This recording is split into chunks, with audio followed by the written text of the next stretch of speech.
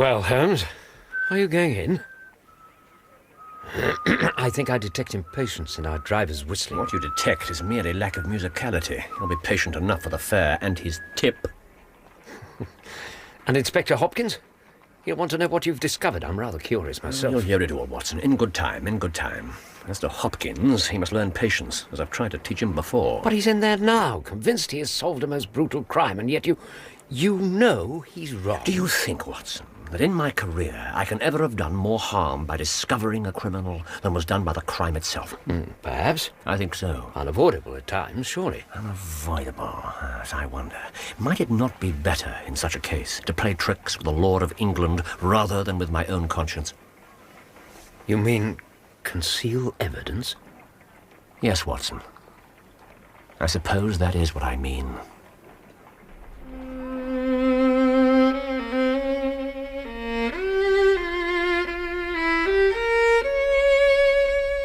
The Abbey Grange by Sir Arthur Conan Doyle. Dramatised for radio by Robert Forrest. With Clive Merrison as Sherlock Holmes and Michael Williams as Dr. John Watson. And featuring Penny Downey as Lady Brackenstall and Andrew Wincott as Inspector Hopkins. The Abbey Grange.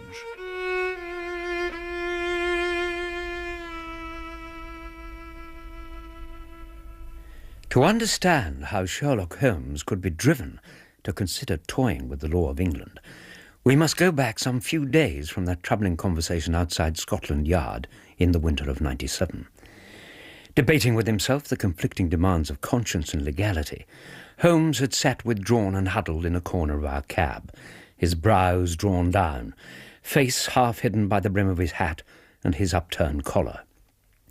But on the morning the case began, distressingly early on a bitterly cold morning, his face was eager, his eyes bright, lit by a candle in his hand as he tugged at my shoulder. Watson, come on, Watson, wake up. What is it? The game's afoot. Up you get. What game? What time is it? Almost 6:30. Our cab will be here any moment. 6:30. Into your clothes now, quickly. Holmes, I'm not leaving out of bed at 6:30 on the coldest morning of the year without some explanation. Here's your explanation. A note from Inspector Stanley Hopkins. He has a murder for us. The clever fellow. Here, Watson. Read it aloud. The effort at concentration may help to awaken your brain. I am awake. Not happy to be so, but I am. It's from Marsham, in Kent, Abbey Grange. Oh, I see. Written at 3:30 a.m. It's admirable precision from Hopkins. Yes. My dear Mr. Holmes, I should be very glad of your immediate assistance. Now you go on. In what promises to be a most remarkable case. He's called me in 7 times before, has Hopkins. Yes, on each occasion, his summons has been entirely justified. Let's hope it's so again. It is something quite in your line, except for releasing the lady. Releasing the lady? Except for releasing the lady, he will see that everything's kept exactly as he found it. Yeah, well, the fellow does try to follow my methods. I beg you not to lose an instant, as it is difficult to leave Sir Eustace there. Yours faithfully, Stanley Hopkins. Very coherent, is it? The note does show considerable agitation. Most promising. No mention of murder. Sir Eustace, I'll wager, is the victim. The body is left for our inspection. Oh, well, promising indeed. Now, what else might be deduced from that note? Well, seems we're moving in high life. Crackling paper, EB monogram, coat of arms, picturesque address. Not bad, yes. Well, you're almost awake. And the murder, of course, was committed before 12 last night. How can you tell that? By a knowledge of train times and simple reckoning. Local police called in, they communicate with the yard. Hopkins goes out there, he wisely sends for me a fair night's work. Yes, I do think we'll have an interesting morning, yes. And like the other cases Hopkins has put our way, this one will almost certainly find its way into your collection. You do have some power of selection, Watson, which atones for much I deplore in your narratives. Not that again. Yes, that again. Your fatal habit of looking at everything from the point of view of a story instead of a scientific exercise. It's too early.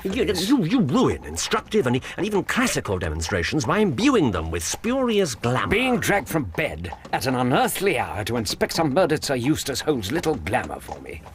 Why don't you write them yourself? I will. You will? Yeah. Yes, I propose to compose a textbook which will focus the whole art of detection into one volume. A runaway success, I'm sure. Yes, but that will be in my declining years. Here we are.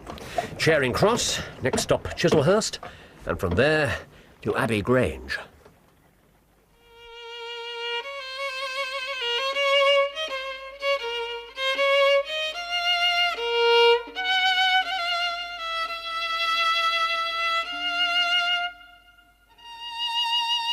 In the train to Kent, my humour improved very little, as I had to endure further diatribes from Holmes on my tendency to romantic elaboration.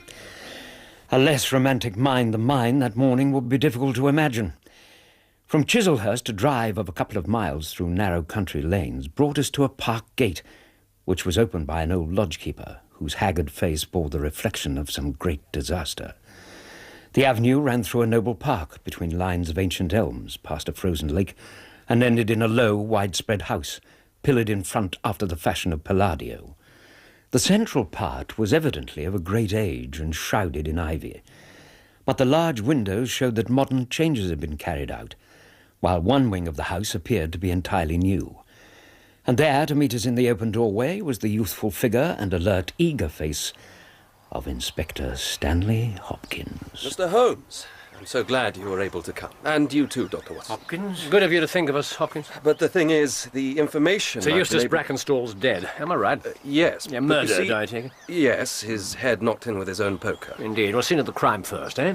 Well, the thing is, Mr. Holmes, it's rather... Well, if I had my time over again, I shouldn't have troubled you. How so? There isn't much left for you to do. I know who the murderers are. Well, now, is this remarkable speed and efficiency, or another instance of your losing sight too quickly of possible alternatives?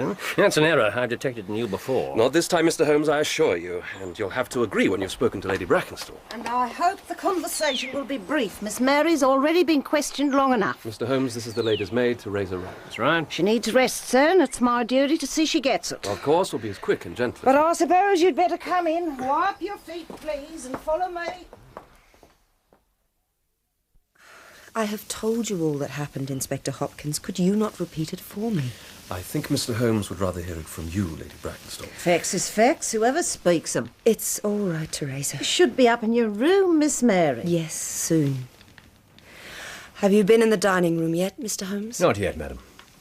Then let's get it over with. The sooner we arrange matters, the better. Horrible it is. Him still lying there. Your injuries, Lady Brackenstall, have they been properly attended? Of course they have. Bathed her bruises myself with vinegar and water. And your arms, those red marks? They are nothing. No connection with last night. Lady Brackenstall covered her wounded forearm with the large loose sleeve of her silver and blue dressing gown. Her eyes, a more brilliant blue, met mine. This was no ordinary woman. But thank you for your concern, Dr. Watson. You are very kind. Perhaps it would simplify matters if Mr. Holmes were to hear your description of the intruders, just as you gave it to me. Very well. There were 3 of them. One elderly, the other 2 much younger. Well, the older man was broad, powerful, with a full beard. The others were just beardless lads. Like a father and 2 sons? They could have been, yes. You see, Mr. Holmes, that Lewisham gang of burglars. 3 Randalls. Exactly. Father and sons. They did a job at Sydenham a fortnight ago and were seen and described. Rather cool of them to do another job so soon and so near, with their description abroad. But it's their work, no doubt of it. Now, if you do still want to examine the dining room, we could perhaps let Teresa attend to her mistress. I'd still prefer to hear Lady Brackenstall's version of events, if she's the strength for it. Of course, Mr. Holmes. I have the strength. The lady's gaze on Holmes was unwavering. Seldom have I seen so proud a bearing, so graceful a figure. There was something almost like defiance in her composure and dignity, in spite of the hideous plum-coloured swelling over one eye. It was clear neither her wits nor her courage had been shaken by her terrible experience, although her face, which at another time no doubt would have had a perfect complexion, was drawn and ashen. And her hair, it was long, rich, golden. As much precise detail as you can remember, Lady Brackenstall. My husband, Sir Eustace, retired about 10:30. The servants had already gone to their quarters. Which are, well? I was about to tell you. All the servants, except Teresa, sleep in the modern wing. No sound from this central block could alarm them. And we're convinced the Randalls must have known this. Are we? To act as they did. Go on, Lady Brackenstraw. I sat in this room until after 11, absorbed in a book. Then I walked round to see all was well before I went upstairs. Sir Eustace didn't carry out this check. My husband, Mr. Holmes, was not always to be trusted. I see. Please, continue. The last room I looked into was the dining room. I went towards the window to make sure it was properly fastened. The type of window? French. It forms a door leading to the lawn. Huh. The curtains were drawn, but as I came near, I felt the wind blow upon my hair. I flung the curtains aside and found myself face to face with the elderly bearded man that I've already described. He caught me by the wrist, then by the throat. Villain. Then struck me a savage blow with his fist. Damnable villain. Again those blue eyes shone on mine, and the mingled intelligence, alertness, and recollected terror I saw in them made all too clear the horror this extraordinary woman had been through. Make sure it's tight now. Proper tight. Oh, it's tight, old man. She won't wriggle out of that. And you won't squawk, neither, girl. My hanky, that pretty precious. Hope it's clean enough for you. Doubtful. It's better to gag on that. Hush up and get busy. Busy, aye. Could busy myself with this one. Hey, pretty precious. Leave her be. But I never had me fun with a real lady before. Leave her be, I said. Get to that silver. Where's the bag? Here. Now fill her up. And who the hell are you? Hello, old fella. Welcome to the party. Your good lady here's been entertaining all three of us. Villains! Yeah, that's us. Damnable villains! I'll floor all three of you!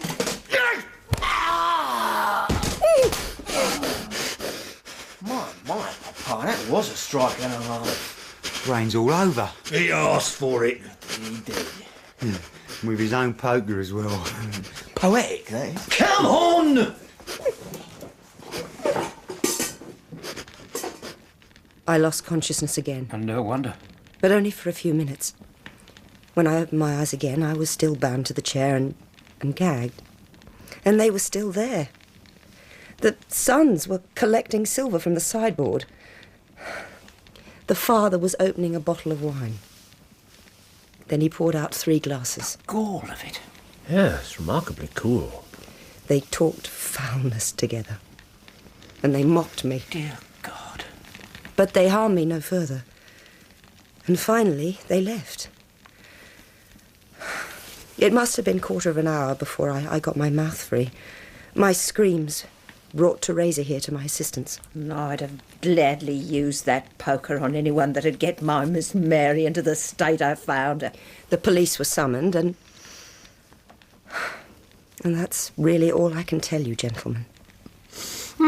Thank you, Lady Brackenstraw. You've displayed marvellous courage. Marvellous. Yes, your story is rich in detail. If I appear unnaturally calm, Mr. Holmes, A common symptom of shock. perhaps. But also, although I've been through a terrible ordeal, one thing I do not suffer is grief. My husband, as I've suggested, was a drunkard. And when in drink, a perfect fiend. Your candour is equal to your courage. Inspector Hopkins would have told you anyway. The fact is notorious to everyone in the neighbourhood.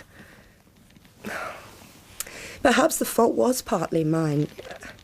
I was brought up in a freer, less conventional atmosphere than here. Yes, South Australia, I think. Adelaide, perhaps? That's right. Holmes, please. Lady Brackenstraw, I really do think you should rest. This English life, with its proprieties and primness, is not congenial to me. I can imagine. And can you imagine what it is meant to a woman like me to be tied to that man day and night? Miss Mary. Day and night? Sacrilege? A crime to hold that such a marriage is binding? Monstrous law!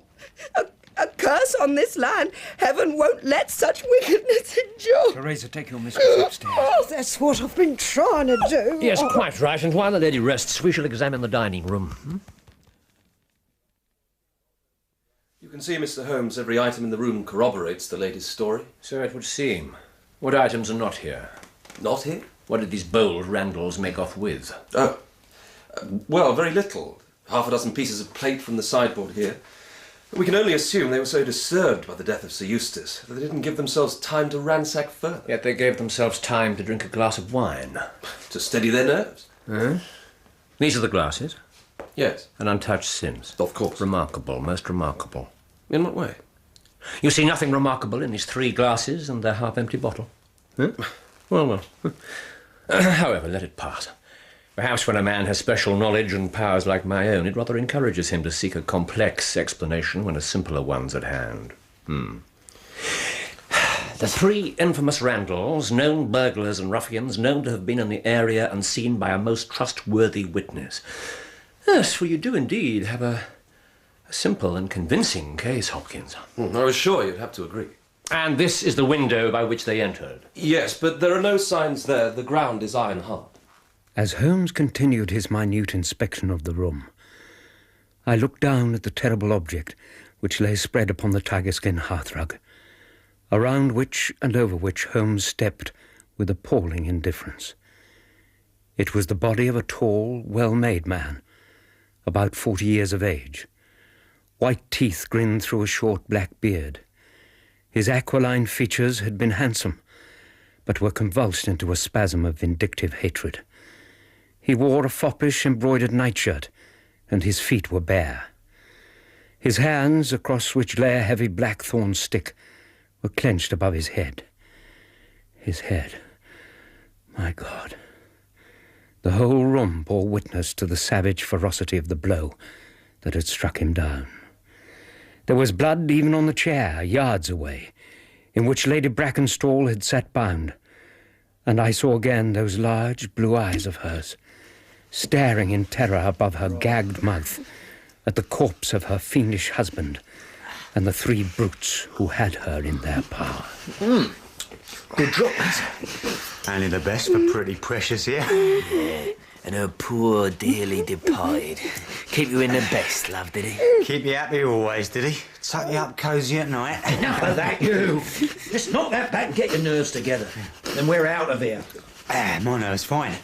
You're the one that sort of tremble. I'm the one that had to do the necessary.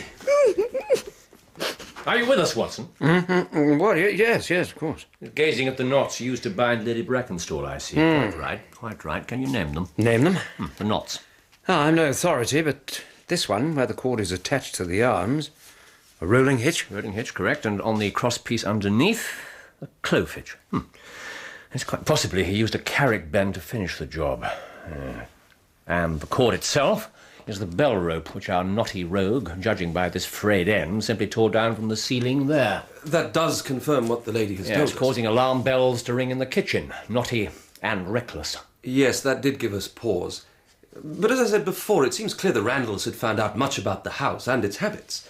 They must have known the servants at that hour would have been in bed, too far away. And you conclude from this they must have been in close league with someone in the house. You agree? Well, certainly, I follow your simple and convincing reasoning. Have the maid Teresa brought in. You will interview her? If you don't mind, if you can humour me a little longer, to make my journey here not entirely without interest. You'll talk to her here? With that lying there? Oh, yes. He won't mind. And he may help to prod Teresa's memory. And the lady here, she's a bit shivery. Will I take me hanky off, love? Pour a little of this between those juicy lips of yours. My, what big eyes you have. Enough! Well, I'll welt you next with that poker. Parental, that is. Yes, I saw them. When? About an hour before I heard my mistress scream. Yet you took no action. All I saw was 3 men out past the lodge gate. No need for action. So the lady screamed, and down you came. Yes, and found her there, with her very dress spotted with that one's blood. That one you little respect for your master. I never called him master. You first met him when? A year passed in July, month after we arrived in London. London ways with riches and a title, that's what won her to him. Oh, he was all honey then. But the marriage was not so sweet. The marriage was hell. I see. Thank you. That will be all. You may go. Look at him. Still looks the devil he was. Fists still clenched like they often were. Have you any idea what he was capable of? He mistreated you? He threw a decanter at me, but it's how he treated her that was hellish. I think we know all we need to. Those marks on her arm, you noticed, Doctor. He did that with a hat pin. Dear God in heaven. And her dog. She loved that dog. Had no time for it myself, but to drench it in petroleum and set it alight before Miss Mary's very eyes. The carriage will be round shortly. Good. Mr. Holmes seems in no hurry. He's down by the pond, staring at a swan. He'll be combining facts and details with the utmost finesse and delicacy. But why does he bother? These are commonplace rogues we're after, and we'll have them. We've alerted every seaport already, and a reward will be offered before evening. That Mr. Holmes should still show interest. It's like a learned specialist troubling himself with a case of measles. Holmes won't rest until the truth's as clear in his own mind as a mathematical equation. His is an extraordinary talent. Oh, indeed. He can take violence, misery, terror, and disgrace, and make of them an instructive, even classical demonstration. Bees wing. Bees wing, bees wing, bees wing. 2 more stations and we're home. Bees wing and a few plates of silver. Bees wing. What are you muttering about? It's wrong. It's all wrong. How can we leave a case in that condition? Lady Brackenstall's story was complete, the detail exact, and dreadful. Because she has the looks and intelligence to be a heroine in one of your more riveting tales? And why strike her? To keep her from screaming. I would imagine that a sure way to make a woman scream. And why such limited plunder? And would such men leave a bottle half empty in the bees wing? As soon as we reach London, I'm going to the club. You may do as you please. Your bees wing, of course. Come on, Watson. What? Out we go. But the train's moving. Come on, leap out like a hero in a story.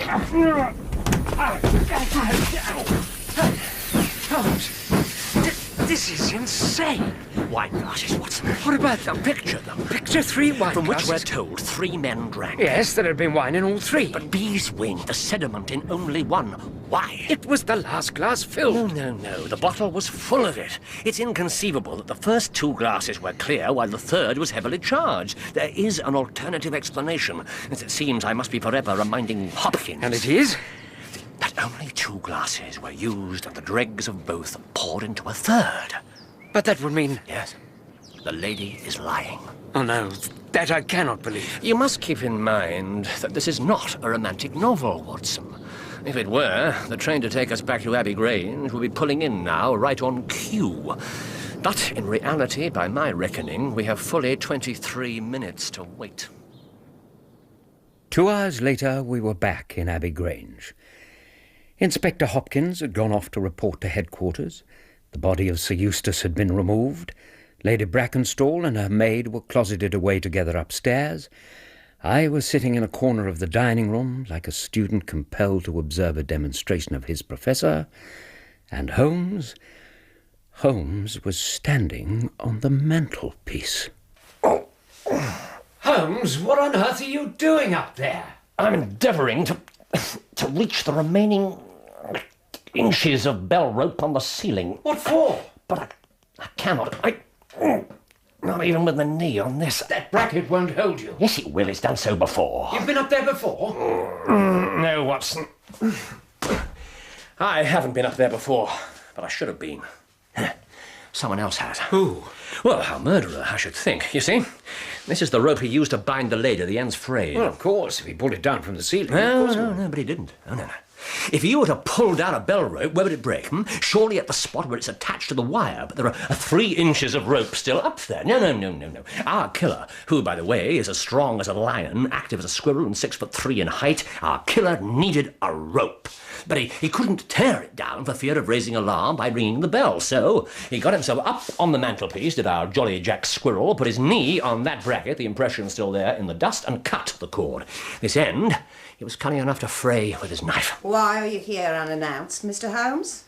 Because I've one or two more questions for you and your mistress, Teresa. I won't have her vexed with more questions. Well, then perhaps you can answer them for us. For instance, this mark on the seat of the chair in which Lady Brackenstall was tied. What is it? Blood, I suppose.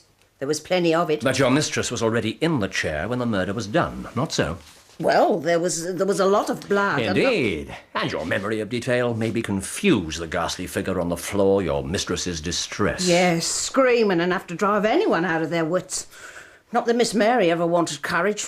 Nursed her since she was a baby, have you not? Yes. And you came with her to England? That's right, I'll never leave her. Your first voyage, was it? From Adelaide to London in June last year? That is correct, Mr. Holmes. But is it proper you should again cross-examine my maid without my knowledge? We're sorry to inconvenience you again, Lady Brackenstall. Lady Brackenstall, I'm convinced you're a much-tried woman, and my desire is to make things easy for you. Really? This is hardly the tone to make things easy. My tone may soften if you tell me the truth. Holmes. How dare he? I have told you everything. No. That won't do. You may have heard of any little reputation which I possess. I would stake it all on the fact that your story is an absolute fabrication. Listen to him. Impudence. Well, the truth. I have told you all I know. Now, if you'll excuse me, I'll see that the carriage is brought round for you. As you wish. Come, Watson, we'll wait outside. Holmes, it was... An attempt to elicit the truth. But to talk in that manner to a lady like that... I'd hoped to shock her into confession. Confession? It didn't work. Oh, no matter. There are other ways. Are we going back to London now? Yes. Then why do we have to wait out here? It's freezing. I wanted one more look at that swan. Why the sudden interest in ornithology? You see, the pond is frozen over. Yes, so am I. A hole's been broken in the ice for the convenience of that solitary bird. And? You see no other possible convenience? Nope. Huh? Well, perhaps Inspector Hopkins will see more. I'll write him a note about it. Ah, here's the carriage. Come along. And so, once again, we attempted the journey to London. This time, we completed it. I said next to nothing on the way, while Holmes expounded theories and threw out speculations, few of which seemed to me to have anything to do with the case in hand. When we finally reached Baker Street, I was exhausted, weighed down by an indefinable foreboding and something like sorrow. I retired early, but my dreams that night were vivid, insistent, ghastly. You're no ordinary woman. Pretty precious. You are kind, very Your kind. hair is long, rich gold. Poetic, that is. And mine, pretty precious. Beeswing, Watson. Beeswing. Tied to a man like this. Sailor's knots. Day and night. See my white teeth grinning through my black beard. Strong as a lion, 6'3" and nimble. All honey then. Monstrous. Such limited plunder. Dress all spotted. Sacrilege. Pretty precious, just pour a drop of this and more drops all over what? All Wickedness. Yes, all wet. Wickedness. All lovely and long and Wickedness. silky wet. Now, Wickedness. Watson! Wickedness. Watson, wake up! Oh, good God. Holmes.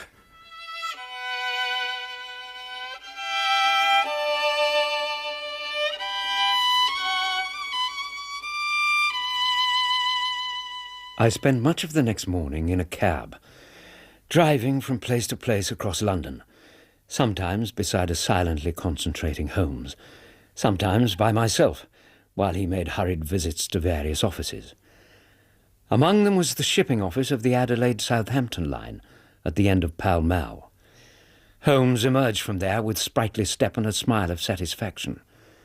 But that smile had faded by the time we reached Scotland Yard, and so I came to be sitting next to a withdrawn and troubled Holmes, his hat drawn down, his collar turned up, as he wondered aloud as to whether the foremost detective in England should conceal vital evidence from the police.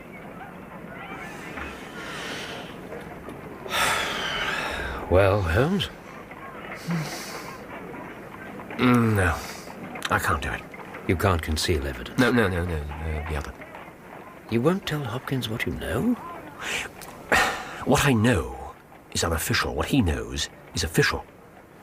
Once he does have all the facts, he must disclose them or be a traitor to his service. Is it right to put him in so painful a position in so doubtful a case? There's still doubt in your mind as to who the killer is? None. But I must know more before I act. What's our next move, then? We shall go in for a word with Hopkins. I can't leave the poor fellow entirely in the dark. Come along. Mr. Holmes, I believe sometimes that you are a wizard. I assure you, Hopkins, my powers are not supernatural. Then how on earth could you know the stolen silver was at the bottom of that pond? I didn't know it. But you sent me a note suggesting it. A suggestion only. The idea came to me that if the silver had been taken by persons who didn't really want it, who took it merely as a blind... A blind? Yes, and if it were a blind, only a suggestion, then just outside that French window was a frozen pond. Of course, with one temptingly convenient little hole in the ice. A most cunning hiding place. Ah, a hiding place. Yes, that's better. I see it now. It was early, folk upon the roads. Our thieves sank their booty in the pond. Intending to return for it. When the coast was clear. Excellent, Mr. Holmes. Don't praise me, Hopkins. That's another of your simple and convincing theories. Well, yours and Watson's.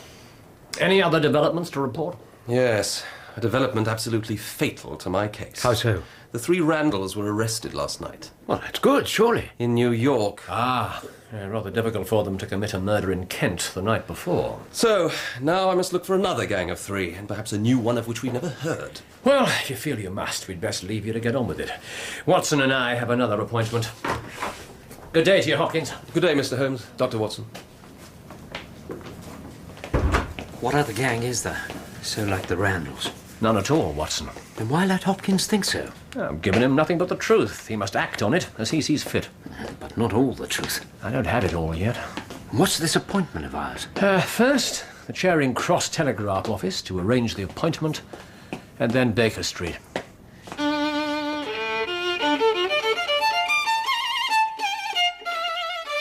2 hours later, with dinner over and a cheerful blaze in the fireplace, all was ready for the final scene of this remarkable drama. I was in my customary armchair. Holmes stood with his back to the fire, pipe in hand, and framed in the doorway was a very tall young man, golden-moustached, blue-eyed, with a skin which had been burned by tropical sun. So, you got my telegram, Captain Croker? I got it. And here I am, at the hour you said. I hear you've been down at the shipping office. So I have. The Adelaide-Southampton line, and there I heard nothing but good of you. Loyal, honest, kind-hearted, but why? If somewhat hot-headed and excitable when off duty. I've had no trouble with the law. I believe it. Mr. Jack Croker, first officer of the Rock of Gibraltar, among whose passengers in June '95 were a Miss Fraser of Adelaide and her maid. First Officer Croker has subsequently been made captain, and his home is in Sydenham, not far from Chislehurst. Enough of this cat and mouse. What do you want of me? Firstly, I want your confirmation that on that voyage you made the acquaintance of Miss Fraser. What if I did? And you admired her deeply. I loved her. Loved. From the first day, she was the only woman to me. And her feelings for you? From her. Friendship. Good comradeship. In '95. And now? Where's this leading? What do you plan to do with me? Arrest me? I don't see what you want. A full account of what took place at Abbey Grange the night before last, and bear this in mind. I know so much already that I'll see if you go 1 inch off the straight. Play tricks with me, and I'll crush you. Be frank, and we'll see. Sit down, Captain Croker. All right.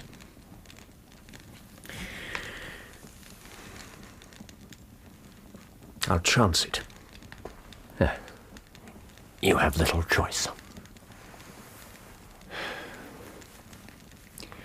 After that voyage, I never thought to see Mary again. You heard about her marriage? Yes, but I didn't grieve. I understood. Title and money? Who could carry them better than she?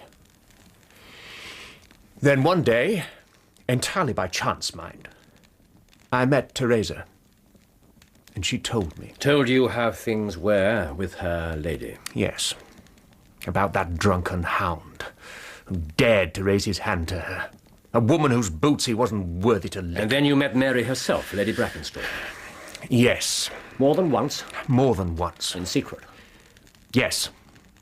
You deceived her husband? Yes. I deceived her husband. I deceived the foul brute. And I did more. And I regret nothing. I fear nothing. Except what might happen to Mary. That turns my soul to water. Tell me about the night before last, at Abbey Grange. Once more, I had to see her once more before I sailed, before I scratched at the window. She was waiting for me. She whispered out to me. She loves me, you see. And she let you into the dining room through the French window. No, please, Jack, you must go. This is wrong. Yes, I know it, Mary. And I will go. If he finds you here... But more wrong, wickedly wrong, is you tied to him. Yes. Oh, yes, it is. It's sacrilege. Who the hell are you? What? Eustace, please. I am not addressing you, bitch. Don't you dare, sir. Dare, is it? It's you that's daring. Spooning there with my pretty precious... I am a friend to this lady, a friend only. Lady? Oh. Enough, sir. Come here, pretty precious. Oh, leave her be. Oh, I'll leave her be, all right. I'll tuck her up cozy. Let her go. Always after I teach her who's master. Oh, sir. Look at her, all a tremble. Please, please, I've done nothing. I said, let her go. On your knees, whore. You damnable villain. And now I'll welt you too.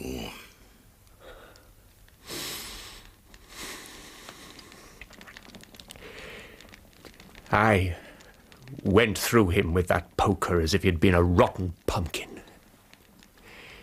And it was a fair fight. See here, on my arm. His first blow. It was your life or his? Yes, but more than that, it was his life or hers. Good man. Let's stay with the facts, shall we? What happened then? Well, the maid, Teresa, came down. She heard Mary scream and him roaring. And while she comforted her mistress, you opened a bottle of wine. Here, Mary, drink this. Oh, dear God. Jack. Look, it'll be all right. Calm yourself and you'll understand. He's dead. We've killed him. Thank God for it. And Jack Croker. But what will become of us? What have we done? You've done nothing. But I have. It was my fault. No. There's no fault in you. I'll go to the police. No. I must.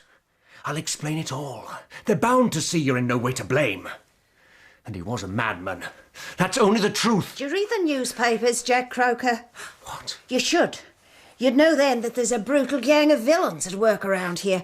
I can even describe them to you. What's it to do with this? This? Well, this looks like their work to me. And what did they do next? Teresa, have you lost your mind? No, I'm the only one that hasn't, Miss Mary. And I can tell you what they do next, these Randalls. That's their name. Father, 2 sons, I think, but I can check all that in the papers. They'd tie you and gag you. That'd be their next move. Teresa, this is... Now, where'd they find the rope? I knew it. I knew only an acrobat or a sailor could have got up to that bell rope. And who but a sailor could have tied those knots? But my, I hadn't realised old Teresa is as cunning as she's loyal. Yes. We really thought the police would never see through it. The police haven't. And if you choose to disappear in the next 24 hours, I'll promise not to hinder you. Now I see. But what then? Won't it all come out? Certainly it'll all come out. That is unavoidable, Captain. No. Oh, no. I'm only a sailor, but I know some law. That would mean Mary taken in as an accomplice. Well, you can do what you like with me, but I won't see her in court. Good man indeed. Yes, here is a hero for one of your sensational stories, Watson. And the lady a perfect heroine. You simply had her in the wrong novel. So it would seem. What is this? Some game? No. An instructive, even classical demonstration. Of what? Of British justice. You, Croker, and your lady, and I too, who have given the police only the vaguest hints and suggestions, we are all on trial. Watson here is the jury, and I never met a man more eminently fitted to represent one. Thank you, Holmes. So, gentlemen of the jury, what is your verdict? Not guilty, my lord. Does this mean that... You are acquitted, Captain Croker. How can I thank you? Mr. Holmes, how can Mary and I ever thank you? Say no more, Captain. So long as the law does not find some other innocent victim, you are safe from me. I suggest you return to the lady in, shall we say a year? And may her future and yours justify Watson's pronouncement this night.